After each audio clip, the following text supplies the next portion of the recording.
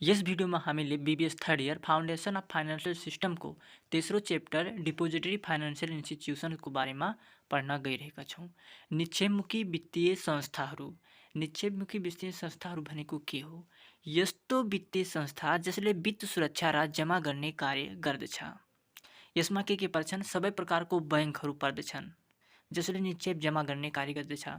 जस्तै commercial bank जुन का वर्गको बैंक हुन्छ, दोस्रो हो डेभलपमेन्ट बैंक जुन खा वर्गको बैंक हुन्छ, र त्यसपछि हो फाइनान्स कम्पनी गा वर्गको कम्पनी र माइक्रो फाइनान्स इन्स्टिट्युसन जुन घा वर्गको हुन्छ।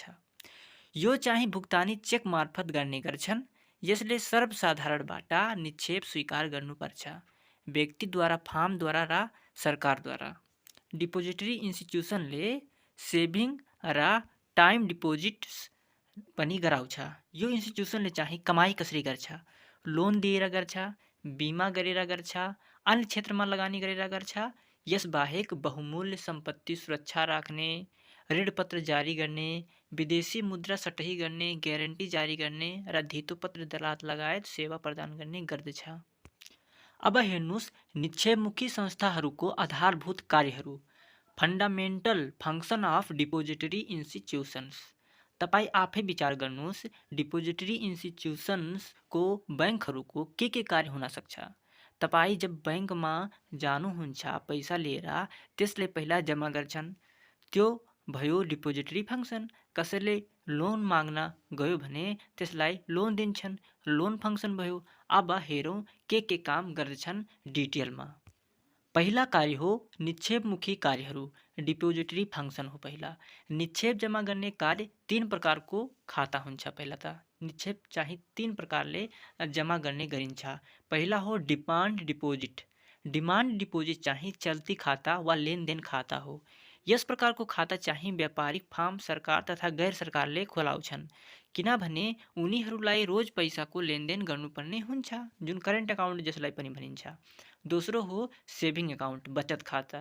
यस प्रकारको खाता व्यक्ति विशेष अथवा सानो बचतकर्ताको हुन्छ, जस मार्फत ब्याज पनि प्राप्त गर्छ र पैसा चेक मार्फत झिक्न सक्छ, तर केही प्रतिबन्ध पनि हुन्छ यसमा, र ब्याज चाहिँ कम मात्रामा प्राप्त गर्दछ सेभिङ अकाउन्टमा। अब तेस्रो अकाउन्ट हो टाइम डिपोजिट अकाउन्ट, म्यादी निक्षेप खाता, जसलाई मुद्दती खाता पनि भनिन्छ। यो खाता खोल्दा केही फिक्स्ड टाइमको लागि निक्षेप जम्मा गर्ने गरिन्छ, जसमा उच्च स्तरमा ब्याज पनि प्राप्त हुने गर्दछ। यो सबै भयो डिपोजिटरी फङ्सन। अब आउँछ दोस्रो ऋण कार्यहरू, लोन फङ्सन। अब हेर्नुहोस् कति राम्रो सिस्टम रहेको छ। मान लिनुहोस् मेरो दिमागमा एउटा उत्तम आइडिया छ, कुनै वस्तु तथा सेवा निर्माण गर्ने, जसको कारणले धेरै रोजगार वृद्धि हुन सक्छ, तर मसँग पैसा नै छैन भने कसरी उत्पादन गर्न सक्छु? यसरी डिपोजिटरी इन्स्टिट्युसन्सले त्यस्तो पैसाको जरुरतलाई पूरा गर्छ लोन दिएर। बचतकर्ताद्वारा पैसा जम्मा गर्छ, लगानीकर्तालाई लोन दिन्छ। यो लोन अल्पकालीन र दीर्घकालीनको पनि व्यवस्था गरिएको हुन्छ। अब तेस्रो कार्य हो साख सृजना, क्रेडिट क्रिएसन। क्रेडिट क्रिएसन के हो? मान लिनुहोस् मलाई भर्खर 1 लाख लोनको आवश्यकता छ, तर बैंकले 5 लाख लोन प्राप्त गर्ने कागज तयार पारिदिन्छ कि भविष्यमा अरू थप लोन तुरन्तै प्रदान होस्, तर ब्याज चाहिँ जति रकम लोन मार्फत झिक्नुहुन्छ त्यतिको मात्र भुक्तानी गर्नुपर्छ। यदि कुनै महिनामा ब्याज छैन भने त्यति बराबरको रकम लोनमा थपिन्छ। यस प्रक्रियालाई क्रेडिट क्रिएसन भनिन्छ। चौथो कार्य हो भुक्तानी कार्य, पेमेन्ट फङ्सन। भुक्तानी गर्ने कार्य पनि प्रमुख कार्य हो। भुक्तानी चेक मार्फत नभएर विभिन्न माध्यम पनि रहेको छ। ई ट्रान्सफर, डेबिट क्रेडिट कार्ड मार्फत, ई बैंकिङ मार्फत। यदि अमेरिकाबाट या अन्य देशबाट पैसा मगाउनु छ भने स्विफ्ट कोड मार्फत गरिन्छ। एक बैंकको चेक अर्को बैंकमा जम्मा गरिन्छ। यसरी भुक्तानी गर्ने कार्य पनि गर्दो रहेछ। पाँचौं काम हो सहायक कार्य, एन्सिलरी फङ्सन। निक्षेप र ऋण कार्यहरू बाहेक निक्षेपमुखी संस्थाहरूको अन्य कार्य पनि छन्, जस्तै आफ्ना ग्राहकहरूको तर्फबाट उपयोगिता बिलहरूको भुक्तानी, चेक प्रतिज्ञापत्र, प्रोमिस नोट्स र विनिमय पत्र, बिल अफ एक्सचेन्ज जस्ता विभिन्न क्रेडिट उपकरणहरू सङ्कलन, सेयर लाभांश र ऋणपत्र ब्याज सङ्कलन गरी ग्राहकहरूको खातामा जम्मा गर्छन्। अन्य एजेन्सी सेवा जस्तै कोष स्थानान्तरण, कोष सङ्कलन, विदेशी मुद्रा सत्रही आदिको कार्य पनि गर्दो रहेको छ। अब हेर्नुहोस् आउँछ नेपालमा निक्षेपमुखी वित्तीय संस्थाहरूको वर्गीकरण।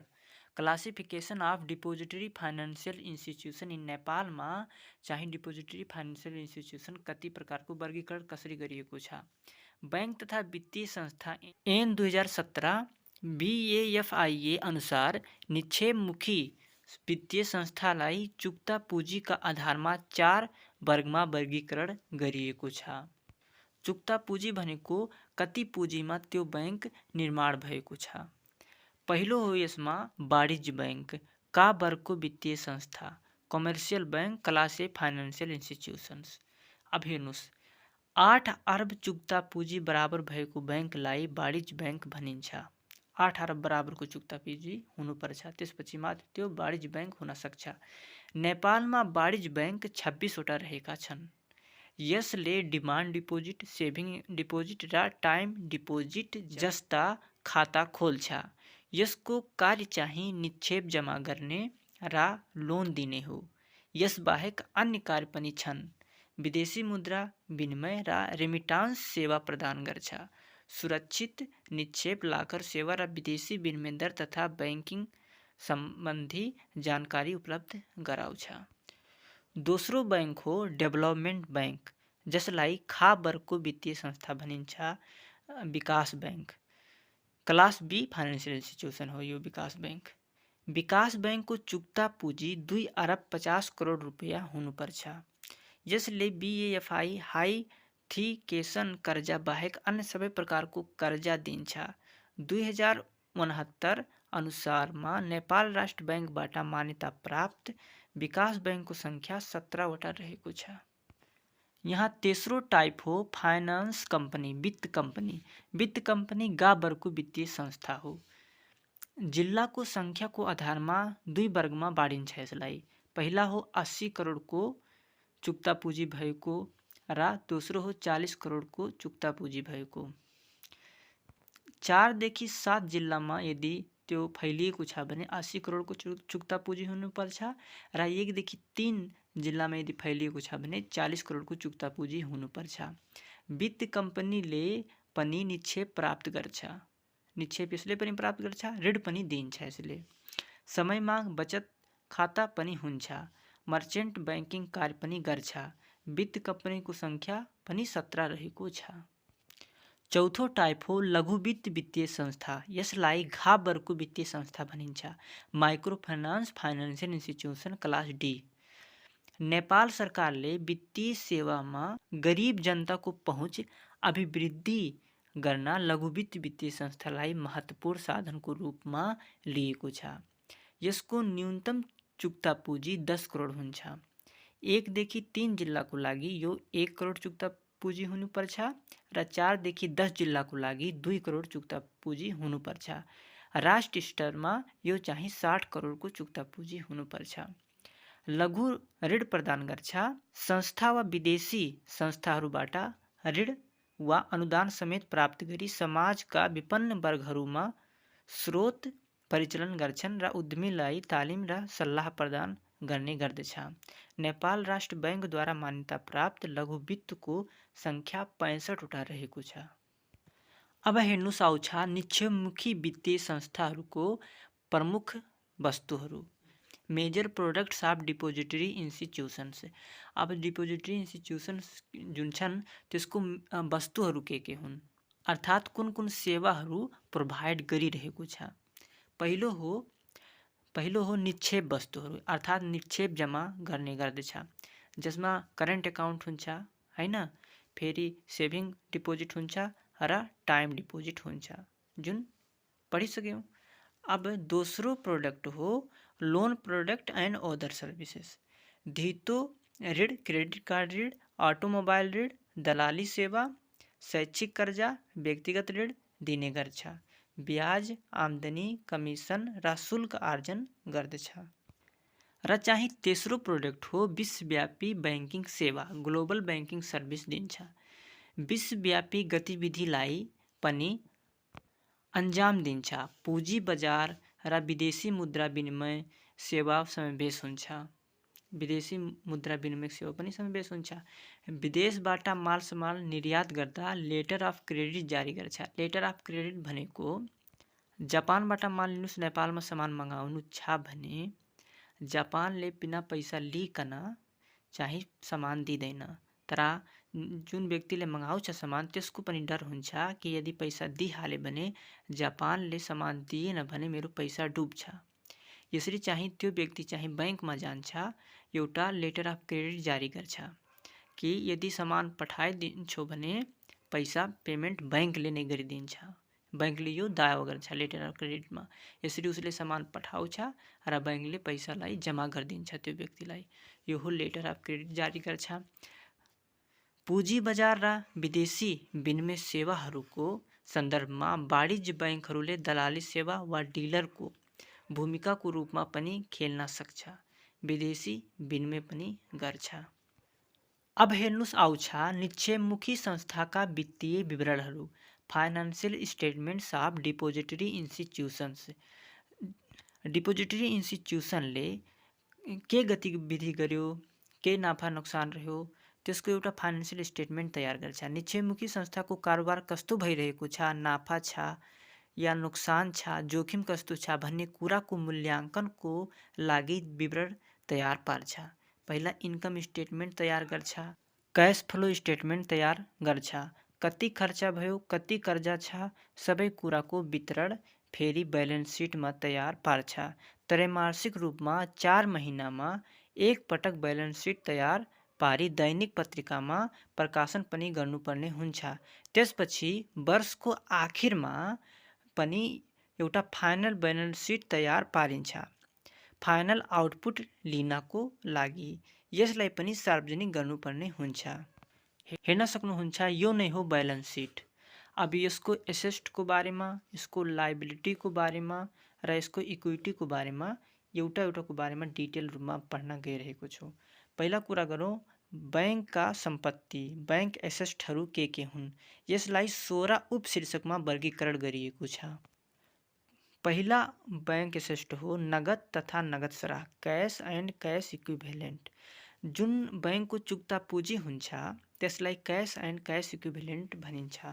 जस्तै bank Nepal LTD, standard chartered bank Nepal एलटिडीको 16 अरब रहेको छ र नेपाल एसबिआई बैंक लिमिटेडको 8 अरब रहेको छ। यो हो चाहिँ क्यास एन्ड क्यास इक्विभेलेन्ट। यो नै बैंकको एसेट हो सर्वप्रथम। यो एसेटलाई उसले काम परेको बेलामा सजिलै तरिकाले माग गर्न सक्छ। यो एकदमै तरल रूपमा रहेको हुन्छ। अब यहाँ हेर्नुस् दोस्रो एसेट हो नेपाल राष्ट्र बैंकबाट लिनुपर्ने रकम, ड्यू फ्रम एनआरबी। कुनै पनि डिपोजिटरी इन्स्टिट्युसनले सरकार बैंकबाट यदि धितोपत्र खरिद गरिएको छ र त्यसको म्याद पुरा भइसकेको छ भने त्यसबाट लिनुपर्ने रकम पनि डिपोजिटरी इन्स्टिट्युसनको एसेट हुन जान्छ। तेस्रो हो बैंक तथा वित्तीय संस्थामा रहेको मौजदात तथा लगानी। यसरी चाहिँ एक बैंकले अर्को बैंकमा पनि कारोबार गर्छ। यसरी त्यसमा भएको लगानी र मौजदात पनि चाहिँ बैंकको एसेट हुन जान्छन्। चौथो हो व्युत्पन्न वित्तीय उपकरण। चौथो वित्तीय एसेट हो व्युत्पन्न वित्तीय उपकरण, derivative financial instrument. Derivative financial instruments के हो त्यसलाई बुझ्नको लागि मेरो दोस्रो च्याप्टर मेरो भिडियोमा हेर्न सक्नुहुन्छ। त्यसको बारेमा राम्रोसँग बताइएको छ। करेन्ट स्वाप के हो, फाइनान्शियल डेरिभेटिभ के हो, exchange contract interest rate swap के हो, सबै बताइएको छ। अन्य व्यापारिक सम्पत्तिहरू, अदर ट्रेडिङ एसेट। जस्तै बैंकहरूले अदर ट्रेडिङ गरेको हुन्छ कुनै पनि संस्थामा, सरकारीमा। जस्तै non derivative security, corporate bond भयो, इक्विटी भयो, सिक्युरिटिज भयो। यो सबै चाहिँ पनि के भनिन्छ डिपोजिटरी इन्स्टिट्युसनको एसेट हो, बैंकहरूको एसेट हो। बैंक तथा वित्तीय संस्थालाई प्रवाह गरेको कर्जा तथा पेशकी loan and advance to BFIS। जस्तै बैंक र बैंकहरू बीच के हुन्छ कारोबार भइरहेको हुन्छ। एक बैंकले अर्को बैंकलाई पनि कर्जा दिइराखेको हुन्छ। यसरी चाहिँ एक बैंकले यदि अर्को बैंकमा कर्जा दिएको छ एडभान्सको रूपमा या अन्य रूपमा भने त्यो पनि चाहिँ एसेट हो ती बैंकको। सातवं हो ग्राहकहरूलाई प्रवाह गरेको ऋण तथा पेशकी loan and advance to customers.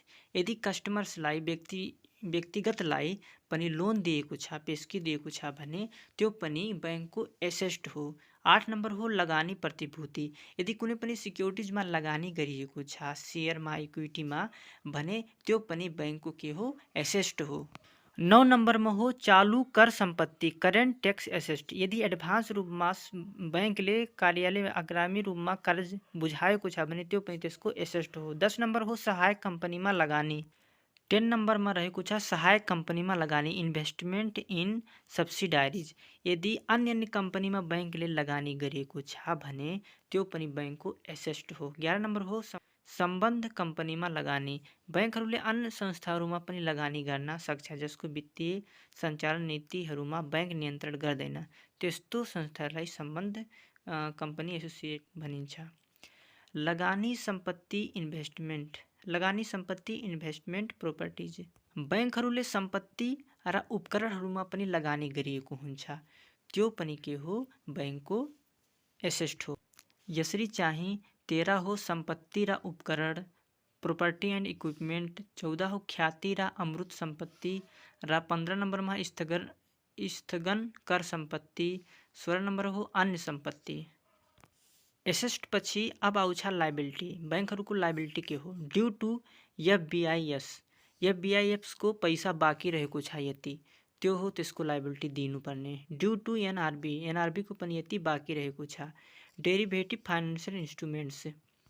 तपाईको बैंकमा कसैले मानिलिनुस् जसले ब्यालेन्स सिट बनाइरहेको छ त्यसको बैंकमा यदि कसैले फाइनेन्सियल इन्स्ट्रुमेन्ट्समा लगानी गरेको छ भने त्यसको बेनिफिट दिनु पनि यसको लायबिलिटी हुन्छ। डिपोजिट फ्रम कस्टमरले निक्षेप जम्मा गरेको छ त्यसलाई दिनु त्यसको लायबिलिटी हुन्छ।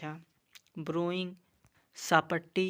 वाणिज्य बैंकहरूले विदेश र स्वदेशको बैंकबाट पनि उधार लिएको हुन्छ त्यो पनि लायबिलिटी हो। 6ठो हो चालू कर दायित्व। जुन कर तिर्नुपर्ने हुन्छ स्थानीय सरकारलाई त्यो पनि बैंकको लायबिलिटी हुन्छ कर तिर्नु। त्यसपछि प्रावधान। त्यसपछि हो स्थगन कर दायित्व फिर अन्य दायित्व र जारी गरिएको ऋणपत्र सहायक दायित्व त्यो थियो कुरा लायबिलिटीको। अब आउँछ बैंक्स इक्विटी क्यापिटल जसमा सेयर पुँजी पर्छ सेयर प्रिमियम र अतिरिक्त आय जगेडा तथा कोष यो सबै देखाउनु पर्छ बैंक्स इक्विटी एन्ड क्यापिटलमा।